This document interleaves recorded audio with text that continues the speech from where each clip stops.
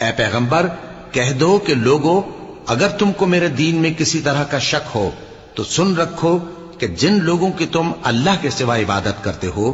میں ان کی عبادت نہیں کرتا، لیکن میں اس اللہ کی عبادت کرتا ہوں جو تمہاری روحیں قبض کر لیتا ہے، اور مجھ کو یہی حکم ہوا ہے کہ ایمان لانے والوں میں ہو جاؤں، اور یہ کہ اے نبی سب سے یکسو ہو کر دین اسلام کی پیروی کیے جاؤ اور مشرکوں میں ہرگز نہ ہونا، اور اللہ کو چھوڑ کر ایسی چیز کو نہ پکارنا جو نہ تمہارا کچھ بھلا کر سکے اور نہ کچھ بگاڑ سکے۔ اب اگر ایسا کرو گے تو ظالموں میں ہو جاؤ گے، اور اگر اللہ تم کو کوئی تکلیف پہنچائے تو اس کے سوا اس کا کوئی دور کرنے والا نہیں، اور اگر تم سے بھلائی کرنی چاہے تو اس کے فضل کو کوئی روکنے والا نہیں۔ وہ اپنے بندوں میں سے جسے چاہتا ہے فائدہ پہنچاتا ہے، اور وہ بخشنے والا ہے، مہربان ہے۔ کہہ دو کہ لوگوں تم